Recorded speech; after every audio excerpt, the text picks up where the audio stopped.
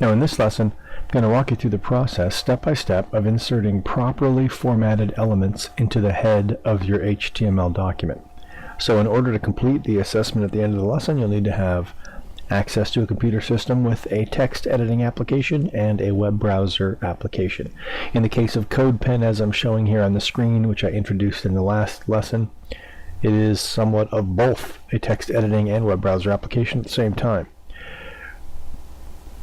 So, what are we going to be doing? You can download and install Notepad++ if you'd like to follow along in that text editor. You can find that by just typing Notepad and then the plus symbol twice at google.com or bing.com. So let's begin where we left off at the end of lesson 3. You got your basic HTML document here containing two pieces of content, heading and paragraph, right? And so tags between, what we're going to be doing is be putting tags between the opening and closing head tag.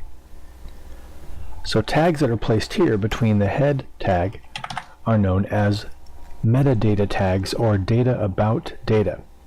So the tags placed in the head section are not directly displayed on the web page as these in the body section are displayed and rendered in your browser, but they're accessed for information and configuration purposes when your document's rendered in the web browser or accessed by search engines. So again, note below the note here the location of your head tags in your HTML document before the body area. So we're going to focus on four elements, four items you can put into the head section of your HTML and how they're used. First, let's talk about the title tag.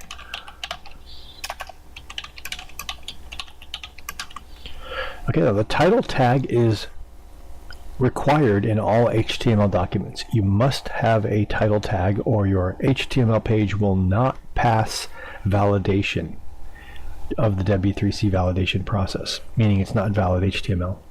Between the opening and closing title tags, where the cursor I've just placed is where you put the content on your HTML title tag. This is what search engines use as the blue underlined link in the search results, what you click on in Google or Bing.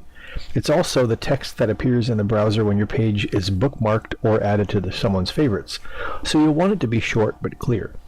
So here I'm just going to add my first web page.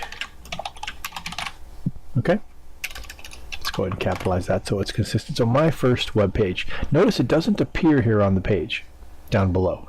However, it is something that would be available when the page was viewed. Like for example, when we created our page in Notepad last time, here's our home.html, we did not have a title tag. When we saved it and opened it in the browser, it shows us the contents of the page, but notice we don't have anything listed here as a title. So let's make a change, the same change that we've made here in our pen, by adding this title tag. I'm going to copy it and put it into Notepad between the head tags. Paste it there, save it, and now I'm going to review that in the browser. Now watch what happens here in the tab when I refresh it. Now that there's a title, my first web page, it appears in the tab in the browser. This would also be the link that would appear on search engines. That's pretty much it for the title tag. There are no attributes or kind of configuration items within the title tag that get added. It's just title to open it and /title to close it and your text in between. That's pretty much it. As long as it's short and to the point, you're good to go. Next, we're going to discuss the meta tag, which provides metadata about the HTML document. Now this data is not displayed again, but is able to be processed by software. So the first thing we'll add is meta charset equals UTF-8. And then we just close it. The meta tag does not have a closing tag. Now in this case, charset is what's called an attribute, which means meta is the tag. Here's where it opens. Here's where it closes. There's no /meta tag. For meta tags simply just are one segment. After meta we put a space, then we add charset, which is character set, and UTF-8. So UTF-8 is the set of characters that are going to be used for reading and rendering and understanding this HTML document. The next meta that we're going to be adding has a name attribute that equals description. Now, whenever you have a name attribute in a meta tag, you have to add a content attribute as well. Okay? So attributes have what the attribute is, followed by an equal sign, followed by 2 double quotes, and the value of the attribute is placed between the double quotes. So in this case, the attribute name is equal to description. The attribute content could be equal to anything you want. So in this case, this is just a new web page. But you could add more information to describe what that is. Now, the information that appears in this content area for the meta description is what you would see below the link in a search engine result that's listed to describe the page. So whatever you place here is going to be visible on search engine results. So if you have description, you should have keywords. Just so happens that keywords are a name attribute in metadata. So you put meta name keywords, content equals, and then what we want to put, new first page, right? You could put any keywords separated by commas that would be valid or significant to help your page get found by searches. So the words that you're being placed in the content value here for the meta attribute name keywords will be utilized by search engines to help in locating your content. The next meta tag that I'm going to be discussing is the author. So that's also a name attribute. And the content would just be your name, whatever your name is. And the last one, meta name equals viewport. Now this one's a little bit more tricky. It's got a little more going on. This is newer. With responsive design, mobile devices, and HTML5, the viewport metadata is an important aspect. The reason for that is you want the width of the value to equal the device width, and a comma, and you want the initial scale to equal 1. Now on this particular case, you can just take my word for it and copy and paste that into your HTML document without modifying it. So the way that works is viewport means we want the width of the page to equal the width of the device viewing the page and the initial scale to be 1. So the intent of this meta description is to, or meta viewport, excuse me, is to eliminate pinch and zoom. Okay?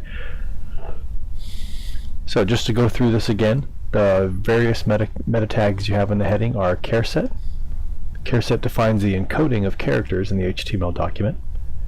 Description, which describes the content of the page. Keywords, which are used to help with search processes. The author is exactly as it sounds. It indicates who wrote the HTML document. And the viewport sets the initial size of the screen to which the HTML page is displayed. For the best end user experience, you should always include this viewport meta, even if you don't include the others. Now, meta tags are not required. Just a side note. They are not required in your HTML document in order for it to be a valid HTML. The title tag is required, or it's not valid HTML. Meta tags are not required. So the 2 additional things to remember about meta tags that are different from the title tag. Notice that the title tag is closed with a closing tag. Meta tags are not closed with a closing meta tag. They're considered self-closing tags. Also, whenever you have a name attribute in a meta tag, it must be followed by a content attribute. Alright, so next, move down a little bit. The next item that could go in the head of your HTML document is the link tag, which is used to link to external style sheets or cascading style sheets. We're not going to be covering cascading style sheets or CSS in this particular course.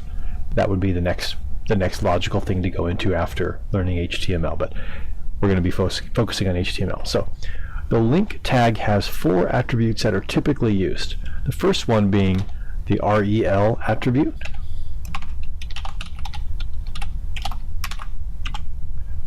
So that's the type of link. We're linking to or relating it to a style sheet. The type of style sheet would be text/CSS. The hypertext reference attribute would go to whatever your CSS file name is. And then the last attribute that is typically used is a media attribute. So specific to these, the rel attribute and type attribute, they're always used. And they always contain the values shown above. So you can pretty much copy and paste this first portion of a link tag, and it's always going to be that way. The parts that change are going to be dependent upon what CSS file you reference and what media type you are have written that CSS style sheet for. So in this case, this layout.css style sheet would be for a laptop or desktop screen. Okay. The other media type that's used fairly often is print. And if you had written this cascading style sheet specifically for what your web page looks like when someone prints it, then print would be the media value that you would add for the media attribute. So that's link. And the final tag that I'm going to be covering in this particular lesson that can go in the head of your HTML document is the script tag. A quick note about link before I get past it. Just like the meta tag, link tags are self-closing, meaning that just the closing bracket after the initial definitions of attributes is enough. There is no /link closing tag, and there's no /meta closing tag.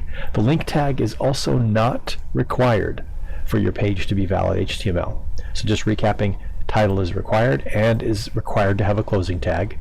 Meta is not required and does not require a closing tag. Link is not required and does not require a closing tag. And script. Now script is not required, but script does require a closing tag. So there's two ways to use the script tag. The first way to use the script tag is to use a source attribute shortened with the letters src equals, and then put your JavaScript. So just like we have a layout.css file that we're referencing here, the source for this would be a .js, which stands for JavaScript file. If you use a source attribute in your script tag, then no content goes between the tags. The second way to use a Java or a script tag is if you do not have a source tag, you would then type your JavaScript directly between the script tags. We're not going to be covering JavaScript in this introductory course. So an important thing for you to do then after this would be to follow along by going back through this and testing it out in your text editing software or in CodePen yourself, seeing how it works, messing around with the various different meta tags, the link tag, the script tag, and the title tag, and just becoming more familiar with how they work. So I look forward to seeing you in lesson 5, and thanks a lot for watching.